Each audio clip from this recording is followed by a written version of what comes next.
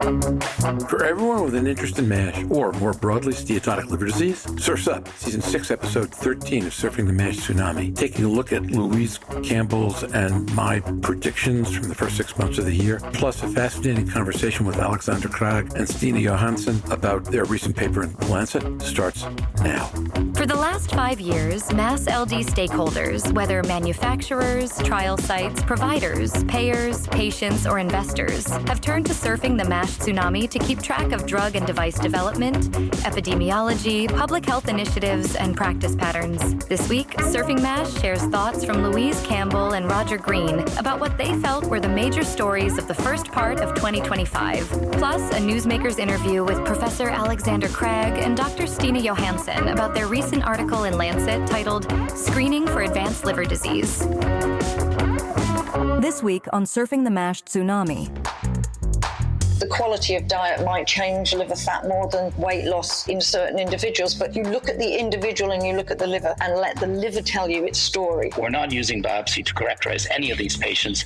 We're using non-invasive tests, and it's the stiffness that determines outcome and the indications for therapies. A naive question, right? What percentage of the liver actually gets captured by these various devices? What are the odds that there'll be a mass or tumor in the liver in a place I'm not looking? Yeah, I think that's a very important comment you make, Roger, and you have to keep in mind that the type of elastography or fat measures we're using here are not diagnostic ultrasounds to rule out any other liver disease, which is a total different indication asking that question. The pretest probability in patients with people without any risk factors is very, very low. So that's also why the current guidelines recommend screening in more or less patients with type 2 diabetes or high alcohol consumption or some other characteristics where we know that dam we are fishing in, there are more fish that are relevant for us. We need to well define the screening population. Is it mass screening? Is it population screening? Is it targeted screening? Should it only be in people with risk factors? How should we do this based on evidence?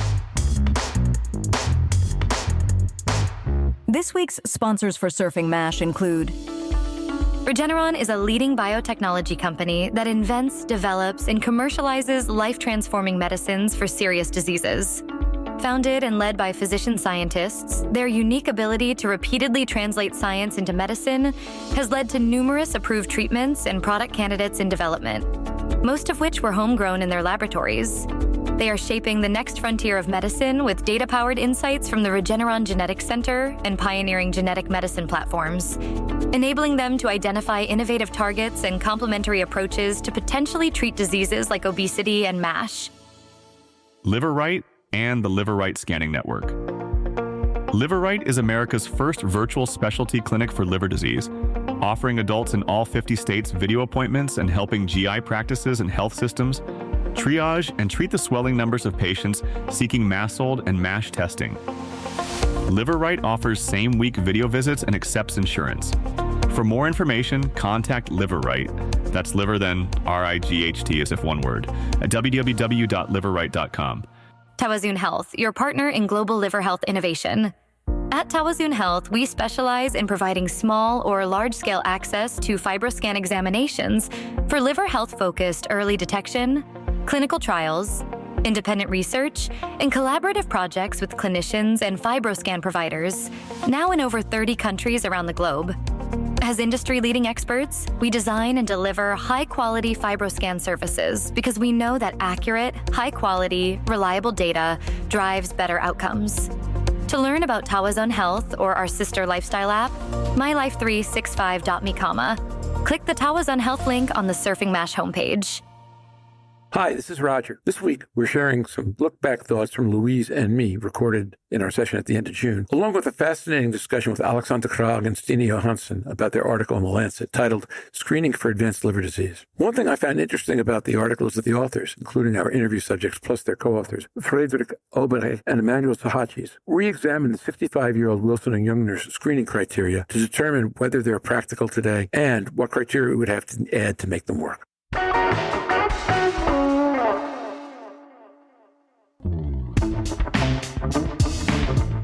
In the first part of our roundtable, Louise Campbell discusses what she considers a major trend of the first part of 2025. Increased use of various NITs not only in screening and diagnosis, but also in patient self-management. even in countries where MASH drugs are not yet available. Our roundtable this month, and it will only be 3 episodes, so it's kind of quasi-month, are going to be our 3 co-hosts, Jörn and Louise and me, looking back at the first half of 2025 and asking what's the most important thing that happened from where each of us sit in terms of steatotic liver disease. Why don't we dive into our episode? If you live in the States, certainly 2025 has been a fascinating year, but I think it's been a fascinating year for the liver community around the world. We've already talked about some of these things in earlier episodes, but what we're each going to do today is take a few minutes and talk about what we think from our own vantage points are the most important or interesting thing that's happened in the world of steatotic liver disease in the first 6 months of the year. And then we'll go back and talk about what we think will be the most important thing to happen in the second 6 months of the year. So, Louise, how does all this grab you? How do you make use of this in what you're doing right now or in what's being done in the UK in general? It's about awareness. It's about, for me, it's about education of what is becoming available. But the strength for what I do is what we know now that works. And it's getting that base and understanding of lifestyle management and actually looking at in depth a little bit in the time that we have in sneaky areas that people think are normal, but actually are probably contributing to disease. So it's picking out those things for me and the work that we do, because we're talking about the physical contact of the liver at the time that we're going to be assessing it. Sometimes we have blood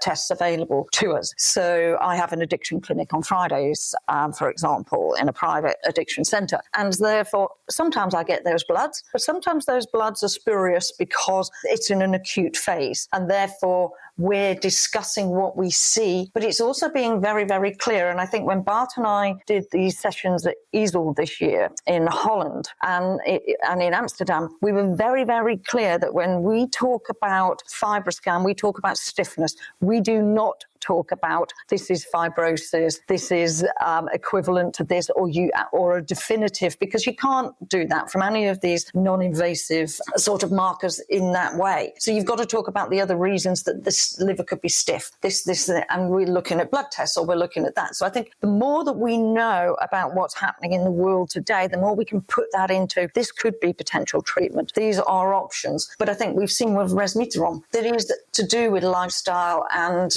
adjustments, and to prove that. I don't know whether, Jörn, that will be part of the approval for Germany, that the same as the US, that you've got to have lifestyle dietary changes, they've got to be shown at some way or another that somebody has made those and failed or not getting the success from them that you want. So that for me are the key aspects. The quality of diet might change liver fat more than weight loss in certain individuals, but you look at the individual and you look at the liver. You don't look at the individual and say what the liver's going to look like. There's a bias. You can look at an individual and do a scan and more or less make that scan for some people what you want it to make. So you have to be very clear that you change and you look and you get the right traces and you get the right IQRs and let the liver tell you its story. So we can then put that into the story of the health of the person that we're talking to. And we'll often get more time to do that, which is why it's always been hard for physicians to do that rapidly in a clinic. And you can always bet your bottom dollar when you want the rapid scan, it's going to take you 20 minutes. It's just sod's law. And a number of very important comments, and I'm just going to come back on some of those questions. The way the label of the medications will most likely read, and that's the same in the diabetes field, is that this is in conjunction with diet and exercise.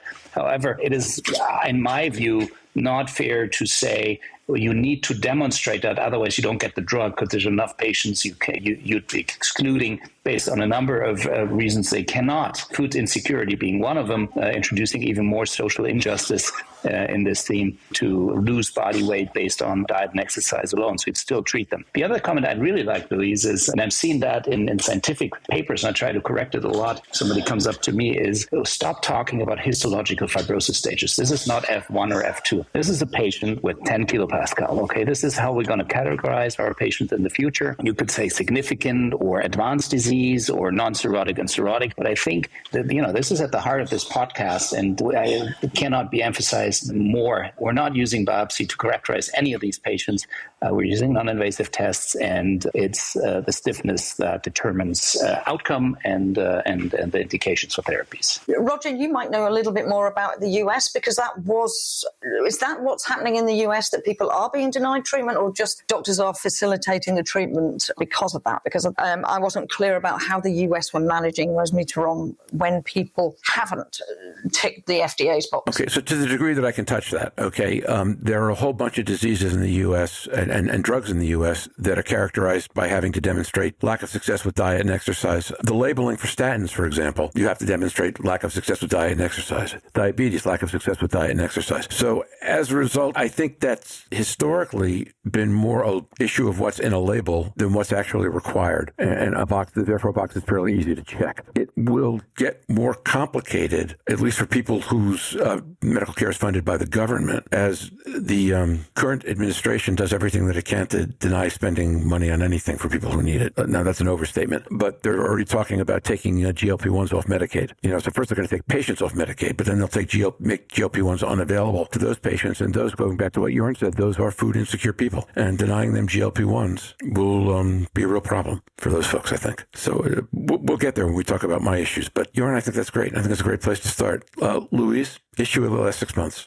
Well, I think I mentioned that on the last one, and that really was the overwhelming response for the public to being offered non-invasive testing for livers, and actually having public comment on the fact that what your liver does, how important it was, and hats off to Jose and that for getting those patients. So I looked at, I think the year as a whole for me is going to be the key, because it's looking to be this sort of a milestone year because of things that are lining up and ducks coming into a row about the care and how we look at patients. So we're getting more precision medicine. We're getting more pharmacological combination therapies. We've got more drugs coming to approval. Obviously, sema and trizepatide are not too far away, potentially for the FDA approvals, probably early next year, if not very late this year. So I think we're now in that area for me of other liver diseases or other general conditions whereby we have lots more available. But that then raises the questions of, if we have multiple drugs available, where are the patients that we're going to locate for these? If we've soaked them all up with the first drug, where are we going to find them for the second and third drugs? How are we going to find them? We talked at the steatotic liver meeting about tripling capacity for location. And well, that's not going to happen. We discussed it in the meeting. It's very little that liver units can do to really, really ramp up their capacity without long business cases for staffing. So we do, and buying more machines and looking at different models. But actually, we need specialists like myself and other nurses and the physicians in the specialist area as the patients present now. So I think for me, it is about encompassing the first part of the year as a whole and watching that progress. So when we look back, 2025 could be the milestone year as we develop further. 2024 was obviously a massive year because we had the first drug approved, but it's exciting throughout. So that's what I looked at for the first 6 months, and most of that's going to progress into the second. So if you'd like, before we come to my issue, let's stay with your issue for the second 6 months. What do you see progression looking like? On one hand, I see it as, in the clinical setting, as very exciting. I think we will get a lot of information from the Germans and Jörn's units and places like that as resmetirom starts to be utilized. But what we may also see is companies that provide private weight loss, such drugs like Wegovy, trizepatide and things like that, moving into the fatty liver disease area because they now have a drug available. The trouble is their systems are set around weight loss, and treating MASLD and MASH in these clinics will require quite a significant change into the way they manage those patients. Because if we look at some of these programs, they do not give the level of support and care that we would want or provide for our patients. And therefore, there needs to be an awful lot of thought going into what's going to happen. So I think I'm obviously going to be looking with concern about patients and people accessing these medications out of the main clinical environment and specialist care. And I don't know how that would be configured in the German market, but we see a number of companies providing private and physicians providing private prescriptions. So word of caution, that's all I would say, and let's see how it progresses. But expert input into designing an up-ramped program is required, because it's not going to be the same as managing weight loss, and it needs an awful lot more. And I think that's my big concern over what's going to happen over the next 6 to 12 12 months to 24 months about as we roll out these medications, how easy they become available. Jörn, thought about Germany? Yeah, a rollout is mainly going to be after approval of resmetirom. So really for Europe and Germany, 2025 is the first year we have access to the data. And the way I do see it is that experts will be start treating it. It's not going to be spread out too broad in non-hepatologist clinics. So it's mostly centers of expertise. One reason for that being that pricing strategies are also designed in a way that you don't have a cheap drug here. So it's specialist hands, how to interpret the tests and set the indication. But this will slowly expand. And there's a process in the German reimbursement system where in the first year there is an assessment of the benefit of the drug for the patients. And there's a lot of things going on in that time frame. Typically, you have experts moving in, treating patients, spreading the knowledge, patients coming to ask for the drug, and reimbursement in the public healthcare system is in the end then negotiated between the payers and the companies and the government to a certain degree. But what it means is that there's a slow uptake, and it gives us a learning curve, and we'll be on we're on a good way to implement these drugs to patients that will need it most. It might lead to a situation where you have more advanced patients being treated first, and that's with a liver indication for resmetirom. Now, on the obesity side of things, as Louise described, there's a lot. This is not reimbursed in the public healthcare system, and there's a lot of private use. I don't see that changing in the near future, but with the indication of advanced liver disease, this might be a different aspect. So I guess taking an American perspective where there is a ton of private weight loss, I mean, basically bariatricians, but also private weight loss clinics and all those things. All kinds of folks are advertising that they can get you GLP-1 on television, daily, hourly, by the minute. One of the things I wonder is whether people who are getting weight loss managed privately in a setting, or maybe even with physician bariatricians who are not aware of the related liver issues, are people thinking that simply by dealing with obesity they are doing enough? Do patients believe that? Do the centers that provide private weight loss support make any effort to educate their patients on the need to at least explore whether they need a separate evaluation of their livers? I don't know. What I believe, I'm mindful of when we've talked about the resmetirom trials, one of the things we've talked about is that they were somewhat agnostic to GLP-1s. You had a significant proportion of patients with GLP-1s in each trial, at least a measurable proportion, and that those results didn't seem meaningfully different than they did for the others. So if patients find a way to get their livers managed, either because the weight clinics tell them, check this out separately, or because they go to somebody capable of doing all that, kind of a multi-metabolic setting, that might work out okay. If not, I completely share your concern. There are probably a significant number of people who believe their livers are fine because they've lost weight, and that's just not necessarily No, and so. I can give you, there was a young lady who came in Amsterdam, and they were on a prescription being shipped in from the UK of one of the GLP-1s. And my first question when I looked at the FibroScan was, have you lost weight recently? Because the kilopascals were over 9. They were in the 9.8 range, and it didn't quite fit. And that's how it became, on that question, that rose, yes, I get a prescription sent over to me by post, a load of needles and injections from the UK. So the conversation then led about, you're going to have to please discuss it with your GP. We are going to refer you in to see a specialist. Have a conversation with your GP. This is not one of those conversations where, I'm doing this and thing. It is about, this is managing your better health for your liver. Because although there was no steatosis by FibroScan within the liver, the kilopascals were out. So therefore, probably, yes, defatted. But actually, what we do need to know is this 9.8 on the way down or on the way up? So a one-off FibroScan is not, which is why we talk about serial scans. Stephen and I used to talk about it a lot, that we should be doing these every 3 months, particularly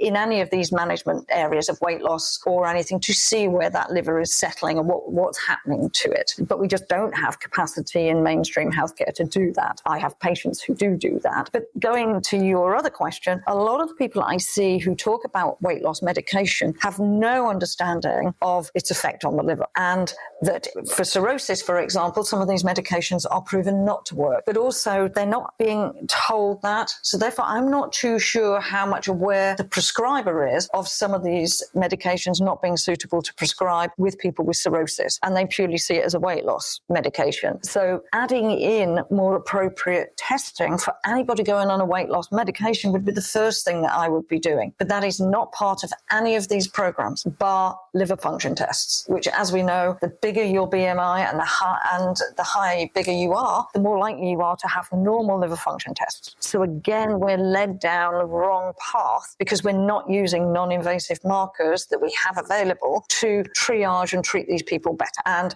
this is my concern. If they're not there now for weight loss, then they're going to be very difficult to change that entire tract. And if I look back at hepatitis C, Schering-Plough had the same medication used for 2 markets. One was for skin cancer, one was for hep C. So Virafir on PEG. They had 2 management budgets. They had 2 entire streams of outgoings on these 2 drugs. And in the end, the shareholders said, you've got to bring it down to 1, because why duplicate processes for what the same medication in different diseases? Because that becomes very expensive to these companies. No matter how big that company is, if you're spending triple advertising a drug in 3 different markets and in 3 different things, that's a loss of income or potential and turnaround, really. So I think that's what I'm seeing on the ground. Am I big enough for having the drug? Well, let's look at other ways and then have a discussion with the doctor. So there's a general lack of knowledge from people I see either on it or thinking that they need it. But a lot of them don't want to be skinny. They just want to be metabolically and more healthy and smaller. They don't necessarily want to be a BMI of 19 or 20. So these conversations are really, really important. And it's the way that those conversations are performed, are held, which is one of my keen interests, and that whole behavioural side and the motivation and empowerment of people to know that they're not at fault in a lot of these. And it's a combination of disease processes, lifestyle, and that goes into that. So we spend a lot of time on that.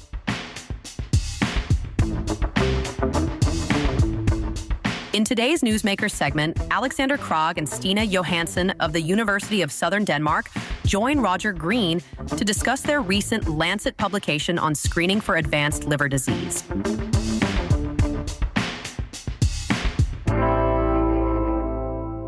So this week, our Newsmaker segment will be with Professor Aleksander Krag, a good friend of the podcast, and Stine Johansen, who we've not had on before, but who works with Aleksander in Denmark. And we're going to be speaking about a paper that they published last month on taking a look at the various criteria for liver screening and how they might be modified going forward. But before we do this, Stine, do me a favor, since we've not had you on the podcast before, take a minute and just tell our audience a little bit about yourself and what you do and how you got to the work that you do today. Yeah, thank you. I'm very happy to be here. My name is Stine Johansen. I'm a medical doctor and researcher in Aleksander's group. My research mainly focuses on early detection of liver disease and screening. So I'm very happy to be here and talk about screening. Okay. And just one more thing. If you could tell our audience one thing about you that they wouldn't guess if you didn't tell them. I know what Aleksander would say. That I come from far out in the country, and Aleksander recruited me when I said I knew how to drive a harvester. Okay. You know what? That's different. Thank you. That works really well.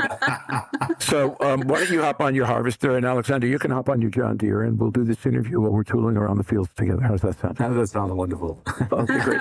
So then one more thing before we start Groundbreaker. One good thing that's happened in each of our lives in the past week. Brave one, go first. I think it's the same, I'm so happy and proud by my researchers, but this week Stine actually was awarded a talent prize for young researchers, across the country. They give across discipline prizes for people below 30 who done extraordinary research-wise. So I think that was a great thing to have actually given opportunity for talent who made it so far so young. Well, okay, so congratulations, Stine. And Thank you. Yeah. Is that yours, or do you have another one to go with that one? That's a lot.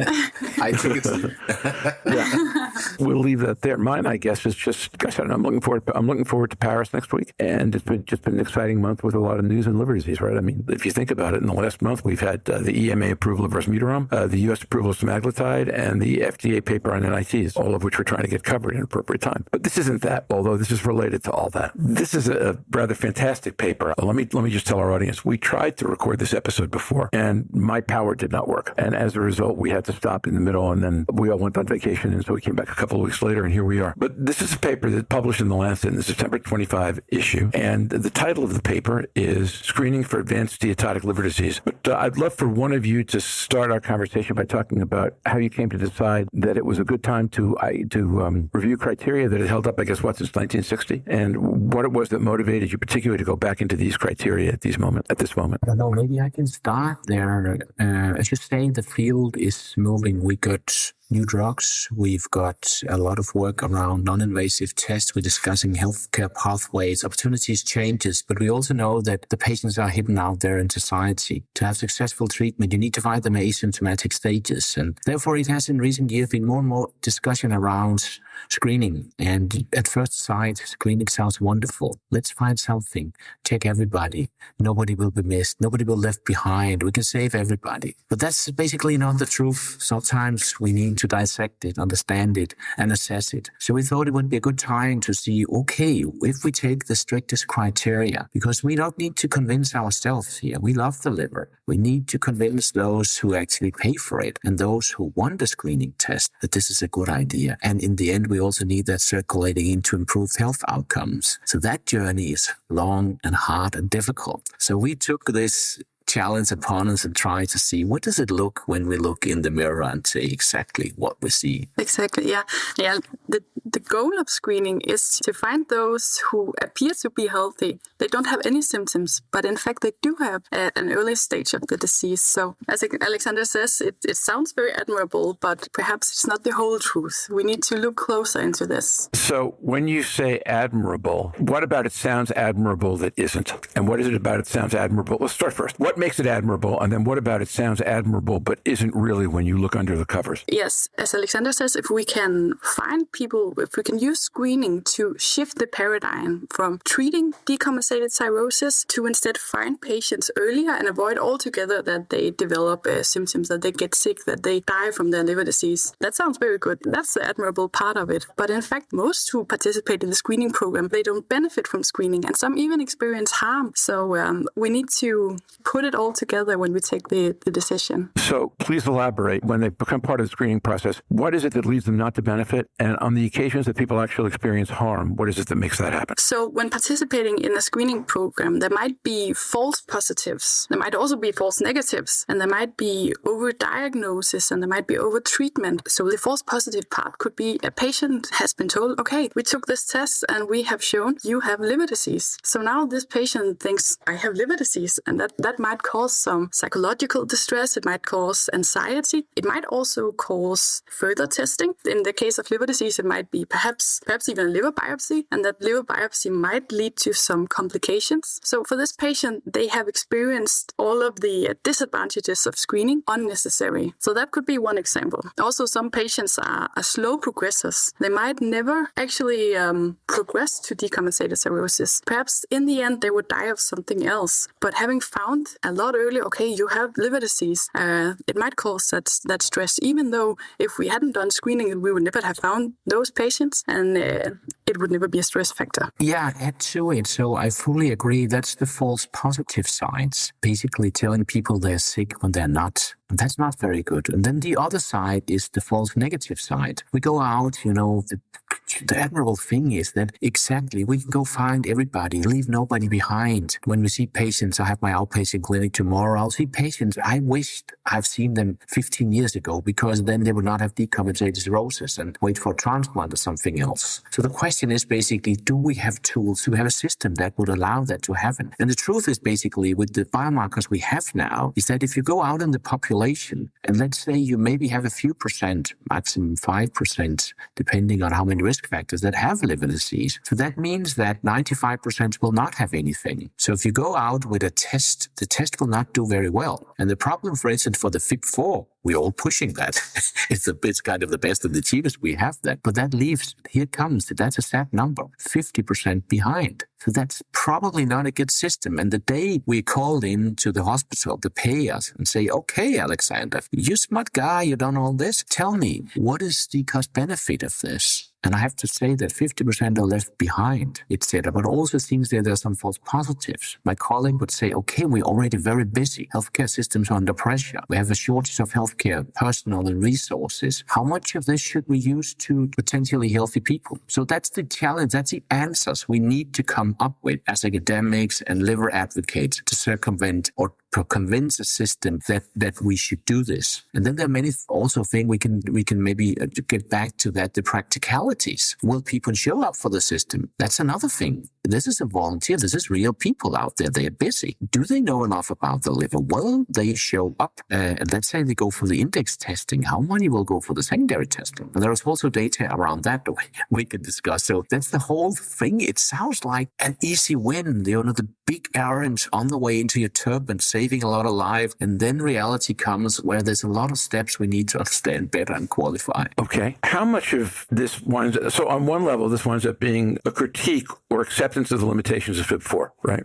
It's where we're advised to start. And as you point out, it's not very good. So again, we are not here to judge. We put forward the data and say, okay, listen here, guys. If FIB4 is applied, it's a reality that it have a high negative predictive value. That's right. But that's sort of the nature when you are fishing in a dam with very few fishes you're interested in. But that tells us that the performance of this test. So it's not critique. It's just that we will be faced with this when the systems ask us, how well is it? Just like for any other screening program, how good is the test? And that's part of these criteria. We need to go through that. But maybe you can expand on the FIB4 and the test, Stine, because this is, of course, very, very important for the success of such a system. And in the perfect world, the screening test, perhaps because it's so low prevalent testing, we need perhaps hierarchical testing. So it might be a 2-tier test. And in the perfect world, the first tier test would be widely accessible, it would be inexpensive, and it would have a high sensitivity. But we're not sure we have that test yet. When you say we're not sure we have that test yet, I think you're being kind to the test. But yeah, I take your point.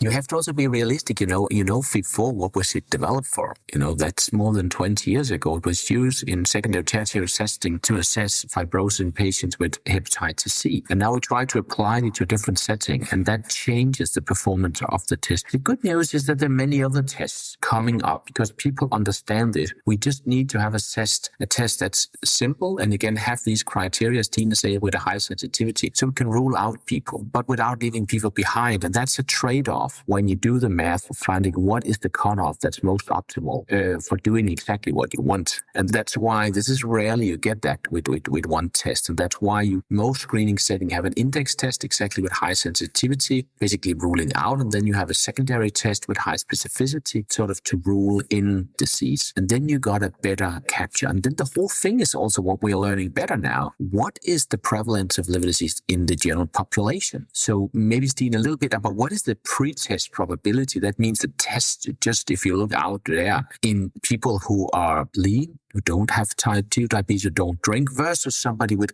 well-characterized risk factors. The pre-test probability in patients with people without any risk factors is very, very low. And that's also why the current guidelines, and I think they're right, and that's at least the stage where we are now, recommend screening in more or less patients with type 2 diabetes, or high alcohol consumption, or some other characteristics where we know the dam we are fishing in, there are more fish that are relevant for us. And there's actually one screening study done in Sweden from where they put the liver screening on top of one of the diabetes test systems. I don't know, Stephen, if you want to mention that or want me to go through it. No, but it was from Hannes Hagström and his group, and I think it was brilliant to see, because we cannot do liver screening alone. We'll not make, and then we can have 50 different screening programs. So they added to type 2 diabetes. It makes good sense. The interesting thing was that even if they find the highest FIB4, it was, I think, around 60% only who wanted to have the next test. So the awareness, and the same we saw in the SEAL study they did in Germany, also a relatively big proportion of the patient didn't ask for secondary testing. So that's about the awareness, what you are doing, what we're trying to do, that people should actually care about the liver like they care for their heart, or their lungs, or something. But also that some of the tools we have didn't perform that well. Yeah, and also another a randomized controlled trial performed in Hong Kong and Malaysia. It was in patients with type 2 diabetes, and they were randomized for either standard of care or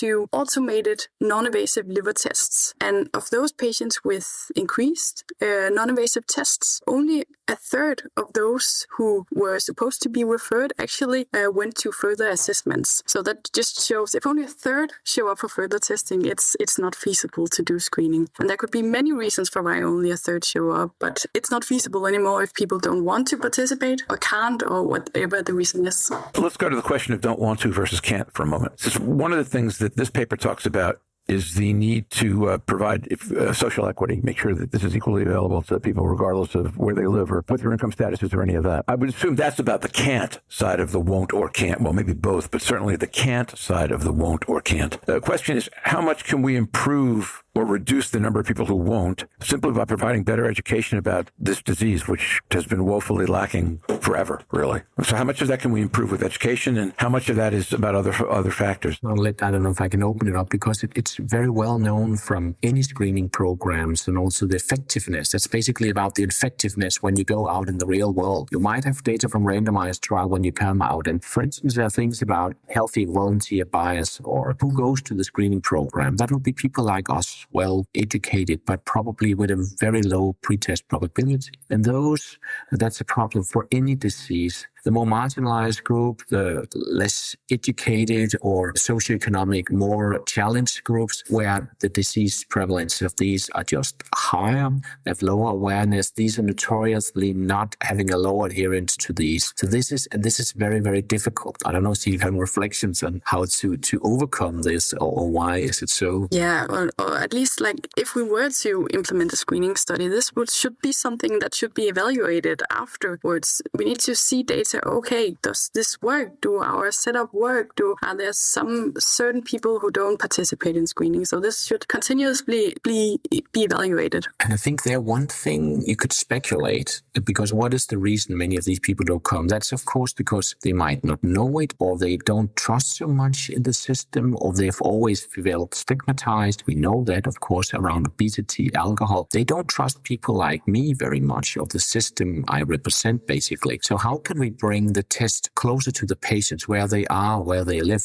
That has been some of these things that can improve health equality. And yet, I think I'm a bit, again, worried when you see this relatively low adherence. And now we have also the data of the liver screen dates score we are looking at now. And again, it's more or less the same, that a surprisingly high number of patients or people, even when we find a positive high liver stiffness, that don't show up for the secondary assessment. And that's, of course, of implementation. That's a problem that can probably be solved. But even you can see the best program for cancer screening programs, I think they are probably in the range of 70, 80%, something like that. So you will never get to 100%. And that also means that the day you do the math to see how effective is the screening, really to reduce the burden of this disease, it's challenged. And that's also why no screening program reduces overall mortality in society. They might reduce disease-specific mortality, but not overall mortality. So it's still, it's a challenging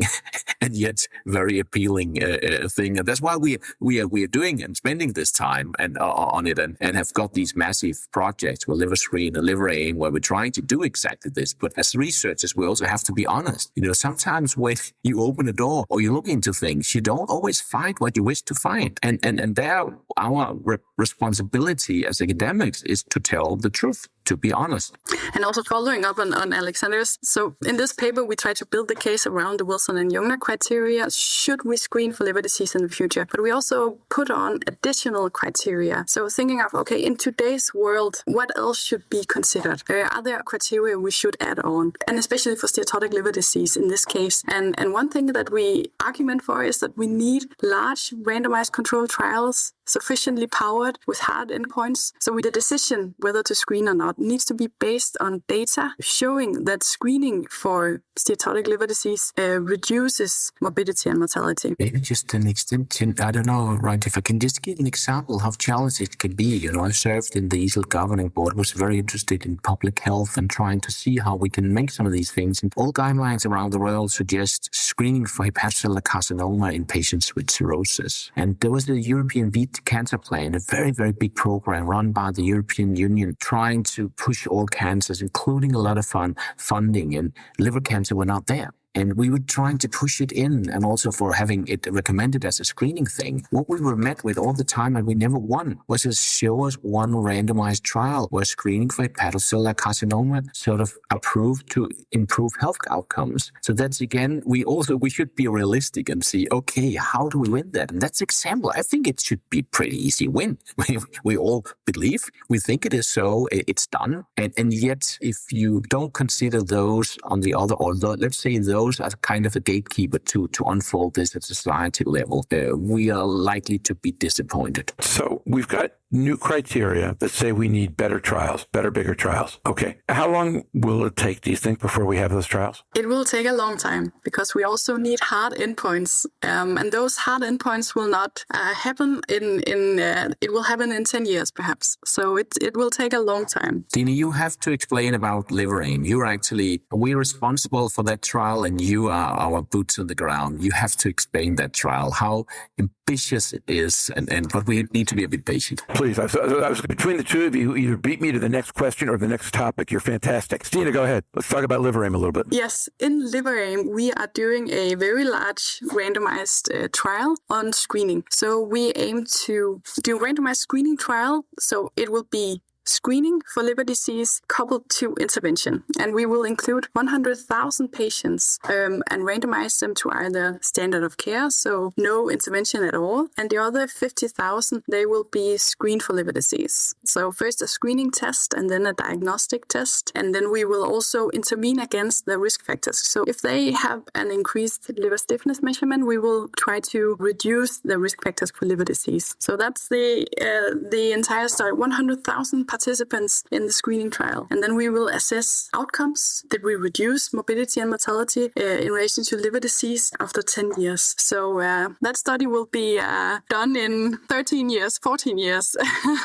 The full study, of course, there will be reports in between, but that's basically the level of ambition because this is a relatively slow progressing disease. So finding clinical outcomes in terms of reduced number of liver-related events or decompensated transplant, death, etc., takes a while. One clear point is that a lot of times on this podcast and elsewhere, we talk about liver as part of the entire metabolic cascade of diseases. For example, people with MASH are more likely to die of heart disease or complications of diabetes than they are to die of liver cancer per se, or cirrhosis. This looks at only the liver-related, if I understand correctly, we're only now at the liver-related consequences of MASH, not at the metabolic effects per se. That's a really good point because when we intervene against the risk factors, against overuse of alcohol or overweight or type 2 diabetes, when we intervene against those risk factors, it will also improve, hopefully, health outcomes of cardiovascular disease or perhaps cancer. So it's, of course, also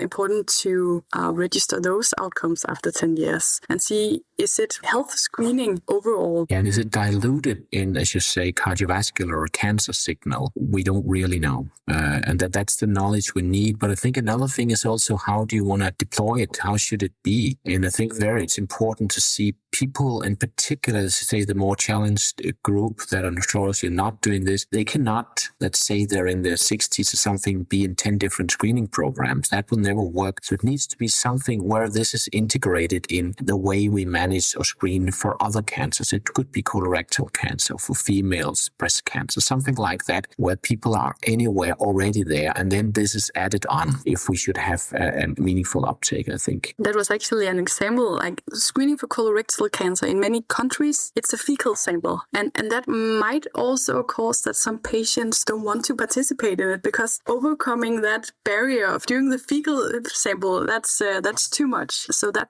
would mean for some not to participate in that screening program. Okay. Interesting. I'm mindful of the original work that Stephen Harrison did in San Antonio where they took people who were simply getting colorectal screens, right? And they were there for colorectal endoscopy, just basic screens, asked if they wanted to be tested for liver at the same time using FibroScan and found that 37% of them had MASH, 37% had nodules, somewhere in the high teens had MASH, somewhere in the mid-single digits had advanced fibrosis, right? So that would be not an example of how to do a cancer screen, maybe, but how to do MASH screen. This is different, yeah? Yeah, no, I think that was the same trick that they did in Sweden, tried to go it together with, let's say, annual patient diabetes control or something. Where do you add it onto something else? And then you people to sign off it. And I don't know, indeed, kind of remember Stephen's study that much in detail, but what was surprising in some of these studies is also that people, despite that they might have an elevated FIB4 or an elevated transient elastography, don't show up for the referral to a pathologist. And that's, again, there is these attritions in any steps in the systems. It's difficult for us to understand why that is, but it's just a reality. And of course, every time there you lose people and thereby losing effectiveness of a screening program. And then there's a back to, I think, Stine, you already alluded a little bit to it. It's the same in a cancer screening program, because which cancers is it you find if you go for regular interval? These are often the less aggressive cancers, because the cancers that are very aggressive, they emerge in between the screening programs. That's the fast progressors. And it could be, depending on how this is in the system, is that we will never capture it all. So how can we actually find those, or have a test that is already able to see which one of the more aggressive one and which one are less? And that's again, back to the effectiveness of the whole biomarker or healthcare trajectory we have for the system. So it's not to be negative here. It's just that one thing is go for targeting screening of patients with risk factors, but population-based screening is simply a different beast. Yeah, with different goals. And the other point which you make is that in liver disease, right, 80% who have nodules will never progress. And some percent of those who will get to MASH will never get to HCC or decompensated cirrhosis. So it's a very different set of goals, yeah? Yeah, and it progresses relatively slow. The thing about the slow progression will also give us a window to catch the patient. So that's why this is kind of appealing. And probably it's not like aggressive cancers that come in between the screening programs. So it's not that we've given up completely, but I think the evidence we have now, I don't see any healthcare system in the world that will implement population-based screening on this evidence. It simply don't meet the criteria. That's also why we updated that criteria we now call Johanset criteria. There was the Wilson and Jörn, and now it's Stine, but trying to see with the knowledge we have today, what criteria do we need to meet up front to be successful in having this implemented in the healthcare system? Okay, so Stine talked about some of that, which has to do with large-scale randomized controlled population trials that might take 10 to 15 years. Can you talk about some of the other criteria that you've added and rationale behind it? Go ahead. So then the screening program should also be evaluated afterwards, that we also briefly touched upon. So one thing that might happen afterwards would be public pressure to push towards perhaps broaden the screening eligibility criteria, or perhaps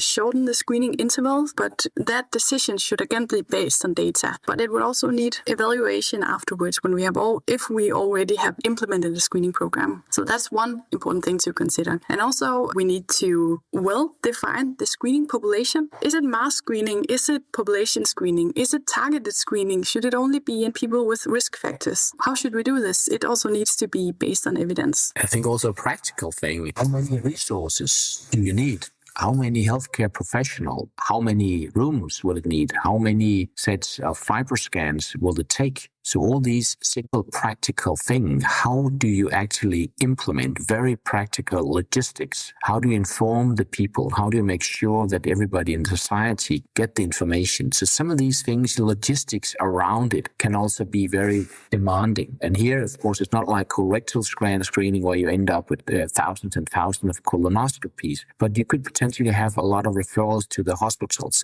Do you have the capacity to that? Or how do you want to do it? And again, we can be creative. There could be actually, and I'm in favor actually of that, moving some of the health assessment into the society, because a lot of this could actually be done on Sunday morning when you're out shopping or whatever. So the health comes closer to the people or the patients. We saw that under COVID. The COVID testing could happen everywhere. So what could we learn for that, for bringing healthcare or early detection closer to where people live and thrive, and that they don't always need to come to us in the healthcare system? So I'm intrigued by criterion number 16 in that context. Screening should only be introduced if all other feasible approaches, including cost-effective primary prevention and optimized treatment within healthcare settings, have been evaluated and found insufficient. How does one deduce that, and do we think that's likely to happen here? Yeah, that's basically, given all these caveats, we're told that essentially screening is the least effective way. So if you can have other approaches that are much cheaper, that are much easier, and also to document, then you don't need screening. And is it feasible that we're going to find ourselves here with T-thyroid liver disease? That the various primary prevention attacks? No, we know that, as we know, of course, with primary prevention, with the healthcare system, or at least with the politicians we have in Europe, and I'm sure also in the United States, you're not willing to put tax on corn syrup or sugar sweetened this or that or alcohol. So this is is very unlikely to happen. That's clear. So I agree. On the contrary, I see with the knowledge we have now and with the data also coming out from liver screen that was presented at EASL, I think the prevalence in the population at large is so low compared to the prevalence in at-risk groups that I personally, at the moment, is pretty critical towards the cost-effectiveness of population-based screening for liver disease. I think they're much lower-hanging fruit, and we should probably start there to how do we actually find the high-risk patient. That would be patients with F3. That's where we can treat with the drugs coming now, and hopefully we'll also soon have drugs with compensated cirrhosis, because these are the ones that critically need some treatment and needs to be catched. And there you have some obvious risk factors: diabetes, overweight, alcohol consumption, and the combination of all. And there, I definitely think we can start. For the audience, just so everybody's clear, we had Tim Jobson from Predictive Health Intelligence on a couple of episodes ago talking about their experiment in Somerset and the success they had, and things like 66% of the patients they reached out to actually came in. But we're talking about a completely different population here. Those are cases that could take a look at the things that you just identified, Aleksander, and say, based on those, we think you're at risk of having liver disease, not HCC, but liver disease, advanced liver disease, and come in for screening. We're not talking about going into a population where it's not clear that anybody, where some people may have no risk factors, because we want to do an overall screen and see what we've got. So I could see that somebody who didn't understand that would listen to some of the things that Tim Jobson said a couple of episodes ago and listen to this and say, geez, those things don't go together. But in fact, it's because the populations are different. This population's a lot broader, and the goal is a lot more limited. But I think there's always an explanation. If you do things, you have different target population. And that's again back to the prevalence in the population. It makes a big difference. If you go for a population where the prevalence is 0.5% or 2% or 5 or 10%, that's what I always hear. They use this visualization of a fishing pond where you fish, but there's only a certain number of the fish that's relevant for you. But if they're super, super rare, that no matter what kind of fishing gear you have, it's not going to be easy. The most likely is you find a fish you don't want or not allowed to fish. And that's the whole thing. And then how do you then narrow that down or fishing a different pond? It could be then the patient's diabetes pond or risk factor, very defined by that. Then the ratio of the fish you're interested versus those you are not is completely different. And that gives you a different chance of success. It still means that somebody will left behind, but no matter what we do, some will be left behind. But can we sort of find some of those at highest risk with some initiative? And I think we have to. That's also why we're so interested and spend a lot of time with it. Now we're entering an area where we can actually do something. And of course, the whole drug is not the final solution. We still need, of course, the prevention, primary, secondary, tertiary prevention, because at population level, we cannot manage that with the drugs. It needs to be a combined effort. We're coming to the end of our time. We could do this for hours. I could do this for hours, because I think you guys have only scratched the surface of what you know about this. But can I ask each of you to just share one more thought on this subject that we haven't touched on that you want to make sure our audience understands? We should not give up. This is the beginning, or the end of the beginning of screening of the new era of steatotic liver disease. So I think we should be optimistic. And the whole thing about supporting research to develop better markers, but also dissemination awareness of what you do. It makes a big difference if you know and you care about the liver, because 60% signing up for secondary assessment is not very good. And that's a bit sad. That's probably why we're not doing a good enough job of people caring about liver health. So I think this combined effort, we should not be depressed. So we need to continue to study and sometimes be honest that they fail. But it does not mean it's a bad idea. It does not mean that the system we have, the tools we have at this stage is simply not powerful enough. And there we need to be honest enough to tell ourselves, okay, this is probably not as we wished it were. Okay. Stine, please. Yeah, sure. And I also think it's important that the benefits of screening must outweigh the harms of screening, and we should keep that. We should not be blind to that. It should be in our minds all the time when we assess this. So this has been great, and we've talked recently in this podcast about all the exciting things that have happened really upstream from HCC, but for the areas where we're making a lot of progress, there are other areas that we aren't really touching yet or aren't able to touch successfully yet. And I guess the point is that This is about using liver aim and other tools to get at some of the population level issues of severe liver disease as they exist today. At the same point that we're now getting systems and drugs online that should do a little better at identifying high-risk patients and getting them care earlier. And those are really in some ways two related but really separate efforts. The detection of the F2 and F3 MASH in patients with multiple risk factors is very, very different than what we're talking about here, which is mass population level screening. Yes. So let's say we try to build the case of if we want everybody in, you need to do population screening, mass screening, basically. And the other thing is what you call case finding or selected screening or screening among patients with risk factors. So these are two different things. I think the case for, and even that is challenging. And that's what some of the studies say, that even if you do it among patients with diabetes, it's not such an easy win as we think, at least the first studies. So we need to do more studies and then build the infrastructure around it, how to make a system that's basically effective and cost effective. And also to Stine's point, to see we need also to be honest and see there's always negative sides of it. It could be, of course, directly harm, psychological harm, physical harm, but it will also be financial harm. And we're in a system, a zero-sum game when it comes to financial resources and human resources. So if you lose more people for this, less people for something else, or more than money for this, less for something else. And that's the game the healthcare systems and the payers they look into. And there we need to come with a convincing model if this should be something that will be implemented. Okay, this has been fantastic, and I could ask 5 more questions and we could just keep going, but maybe we'll save that for the next time I see you folks or the next time we get around. Thank you so much for your time today, both of you. I thought this was just a fantastic and fascinating article in terms of the richness and complexity of you addressed the issue. I thought the new criteria were really fascinating, and thanks so much for taking your time to join us today. Thank you for having us. Have a nice evening or day. Bye-bye now.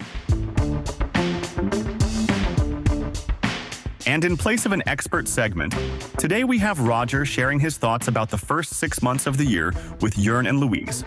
He focuses on 2 topics: the steps the U.S. government is taking to radically remake health policy in troubling ways, and the prospect of increasing vitality in the NIT market, particularly in the in-office scanning segment.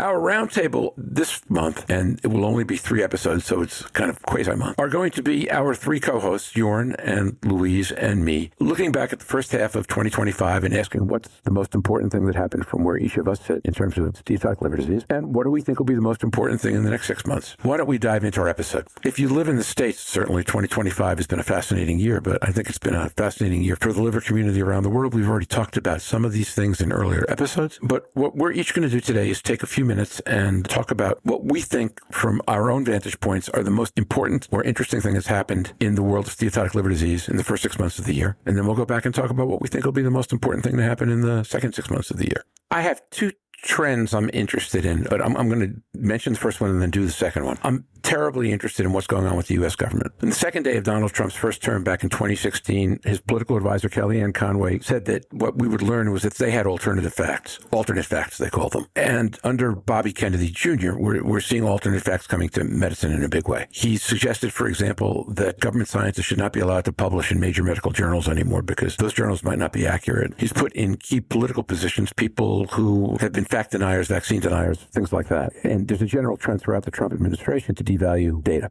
That's really scary. By the time this episode airs, we'll have had at least one conversation with an expert who's spent the last 6 months observing this stuff in detail, which is why I'm not going to touch on it today beyond mentioning it. The other interesting thing that's happening is we're starting to see what I'm going to call the first green shoots of competition pop up in the area of in-office scanning that we're now seeing in the States. Nobody has critical mass except EchoSense yet, but we're seeing 4 or 5 other companies that are starting to launch and to go into sales and distribution and contracting and things like that. To me, the interesting battle there is going to be between machines like FibroScan, where data stays resident in the machine, and companies like eScopics, which is a transient elastography company, or Sonic Insights, which is actually a shear wave company, where the machine is basically dumb. The information gets transmitted to the cloud, and at some central location, data is stored and analyzed in the aggregate. Difference being that if we're thinking in terms of artificial intelligence or the ability to aggregate and make sense of data in ways that we didn't originally anticipate, the companies with the dumb machines will have a real advantage over the companies with the smart machines because they'll be able to aggregate a lot more data faster from a lot more places. It also probably means their devices will be less expensive. expensive, although I'm not sure how that's going to work. But it will be fascinating to see if the companies, well, Escopic, Sonic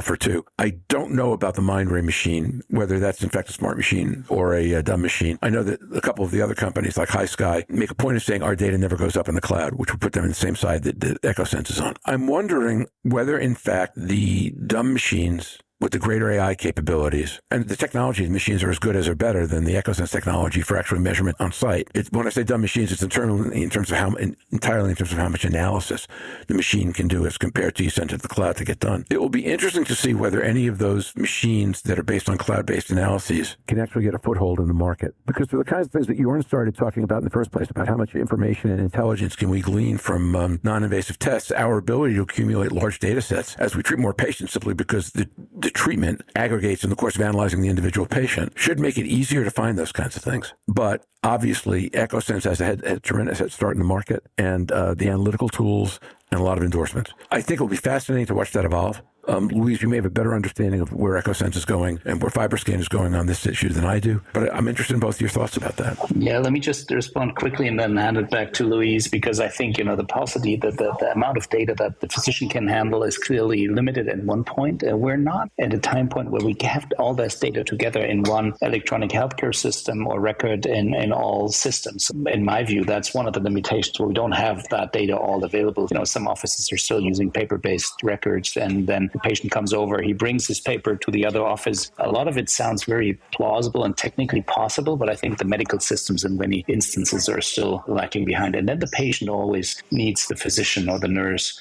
to be speaking to. But on the back end, you could have integration of data using the type of technologies you're displaying, Roger, I think. And I know Louise might have some views on that too. Yeah, and I think, to be fair, we've got to welcome into the space any non-invasive shear wave or diagnostic that's accurate. It's about the data, it's about the information behind, and it's also about what they show. For example, Escopics, I like it. My concern as a user is that it shows me a real-time image of the liver. Now, I can see a liver mass on that, but I'm only there to talk about the stiffness and the kilopascals it gives me. If I don't report that liver mass, what is my professional indemnity going to say? If that patient then goes on to be diagnosed later down the line with a liver tumor, and I've seen it. So for me, it's about writing the right protocols and support in place to be able to use that in the UK. It is a regulated device in the UK, and therefore it is highly monitored, or certainly in England. Different areas of the UK have different regulatory paths. But where I sit in England, I am accountable for what I say at that scan. And it's an ultrasound machine. The same way as a sonographer, if they do that scan and they see that, they have to report it. For me, I love the toy. And I think it is very mobile. I think putting it in there and getting up is really good. EchoSense, with their devices, it doesn't show me that. It shows me liver tissue. I know I'm in the right space. It shows me a shear wave. And therefore, I can't report a tumor, because actually it would probably read 75.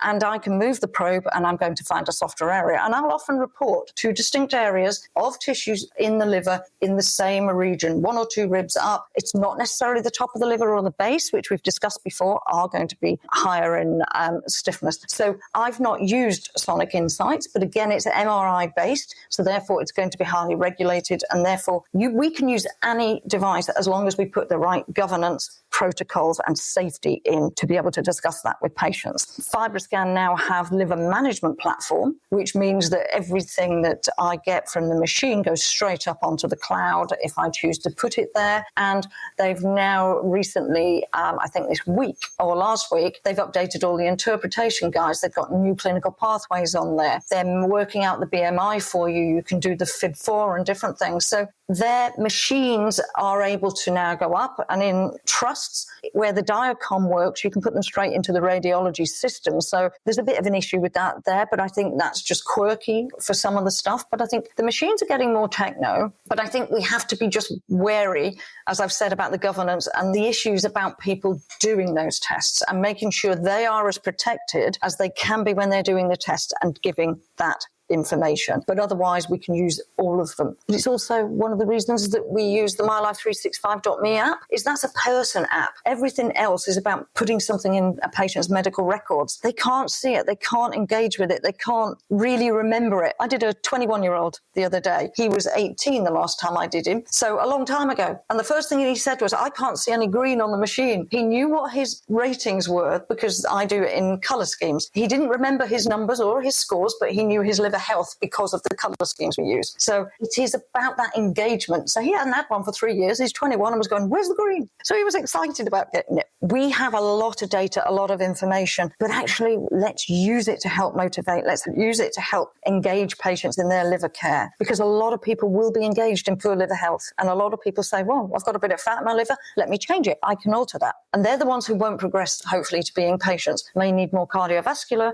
assessment because they've had it. But let's use all of these toys, because something like escopics and hepatoscope is far more suited in areas in the middle of Africa, middle of the outback, Australia, places like that, where you just have a probe that you put onto your laptop. So there's lots of benefits to different machines, and I'd welcome them all into the space. So, a naive question, right? What percentage of the liver actually gets captured by these various devices? I mean, you mentioned the idea of a mass or a tumor. What are the odds that there'll be a mass or tumor in the liver in a place I'm not looking? Yeah, I think that's a very important comment you make, Roger. And you have to keep in mind that the type of elastography or fat measures we're using here are not diagnostic ultrasounds to rule out any other liver disease, which is a total different indication. Asking that question, a physician that needs to interpret the image, maybe I can help at one point, but this is not designed to detect those masses, and it might miss, your metastatic liver cancer in your fatty liver disease because that's not looked for. So the combination of traditional ultrasound is required here, interpretation by a physician, and that's, I think, a whole different avenue you have to take, obtaining images, reading them, and interpreting them. So none of that is going to happen on these diagnostics. That would have been my guess, right? My hunch.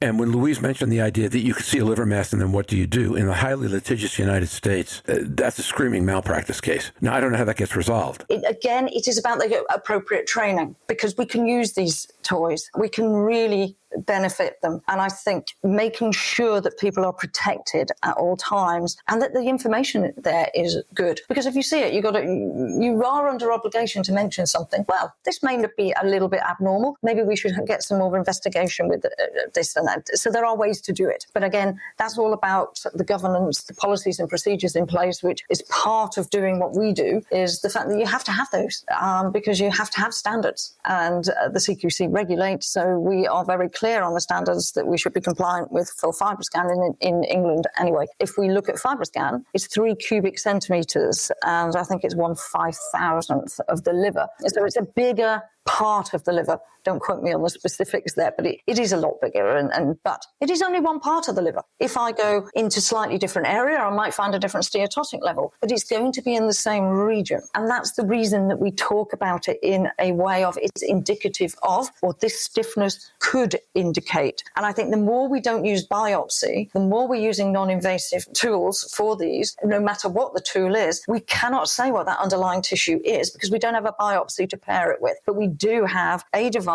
by EchoSense, which is FibroScan, which has been paired with more liver biopsies than any other machine will probably ever have the benefit of doing because it was so early into the field. And we've gone beyond the biopsy in a lot of areas. That actually means that the evidence is less, but it doesn't mean they shouldn't be utilised. What we need to do is do the head-to-heads, use them in clinical practice, and actually put them into the right practices where they're going to be hugely beneficial. Knowing somebody's liver health in any part of the world is beneficial. Okay. With that, let's take the last maybe 10 minutes we've got and talk about what might happen what we're looking at for the next 6 months that might be different. Big story second half of the year. I can start on that. The big story in the U.S. is going to be as the effects of the Trump administration policies take effect, what will that mean? They're already canceling a bunch of FDA meetings, for example, around vaccine and prevention. If we see a slowdown in drug approvals because there just aren't enough people to do the work, which is what we're seeing in large parts of the government, then it may mean that the trial horizon horizons for people to get to market aren't what we would have expected. Things might get to market later. Number one, we know that fewer patients will be on Medicaid. We know that what's available to people who are on Medicaid will be narrowed. I don't know if that's going to happen at the VA or in the Medicare drug programs as well. So in the U.S., I think a lot of this is going to be watching and seeing what slows down and by how much, and what new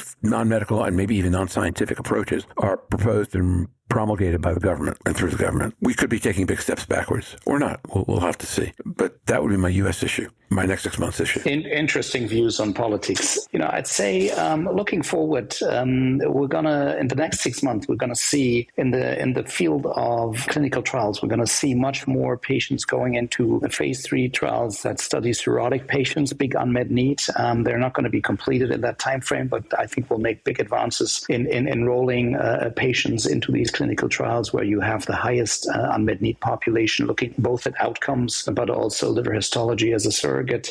With the support of big clinical research networks, this will be achieved. Multinational trials. I think we might see additional trials being started, maybe even beyond the classical surrogate endpoints with outcomes in cirrhotic and non-cirrhotic populations. So I think we'll see a lot more positive and forward-thinking clinical trial designs where patients will benefit, and eventually down the line, additional drugs that reach approval even for the cirrhotic patients. Now, that's not going to happen in the next 6 months, but I think we'll make good progress in enrolling these clinical trials. I think I'll probably echo what Jörn's saying, but for me, it's going to be watching the space on, are we going to start to look at real ways that we can increase capacity? The ability to, let's see how we're going to rack up increasing the amount of screening that they're going to be able to do to find these patients who need the medication.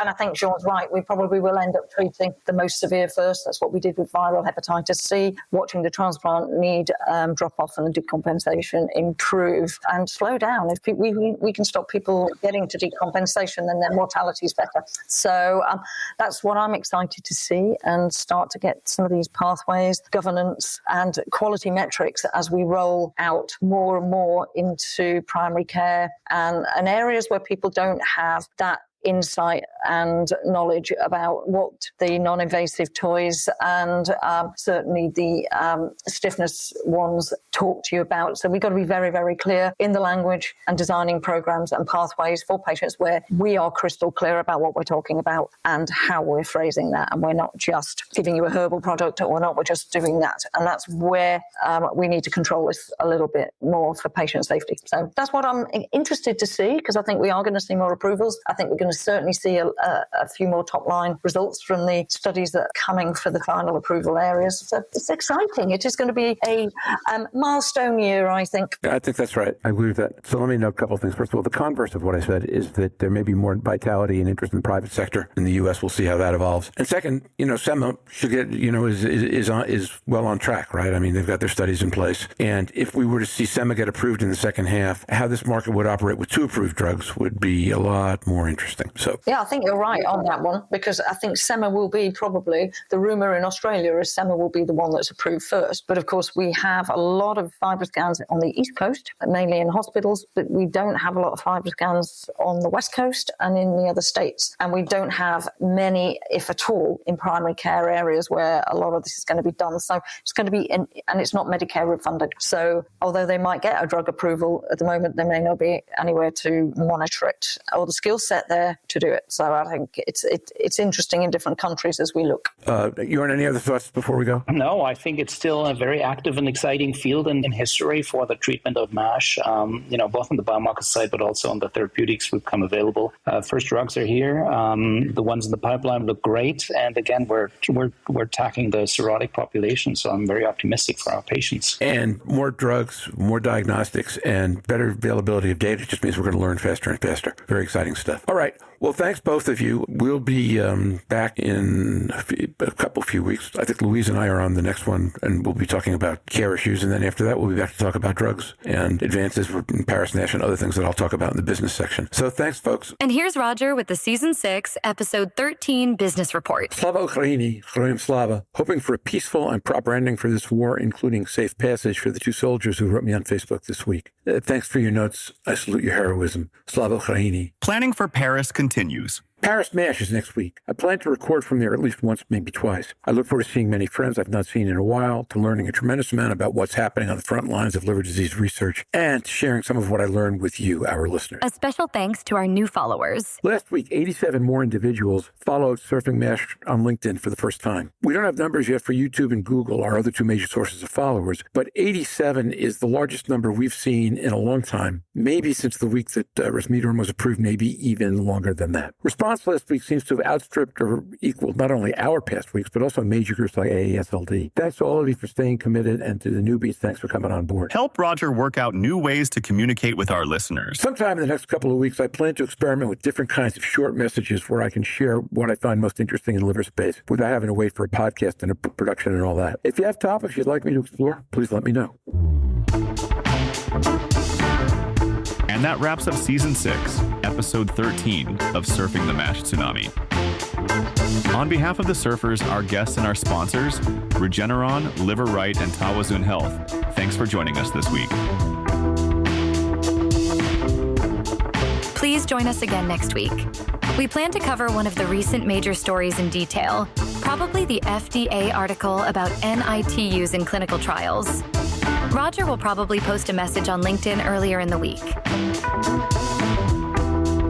And until then, stay safe, surf on, and we'll see you next week on Surfing the MASH Tsunami podcast. Bye-bye now.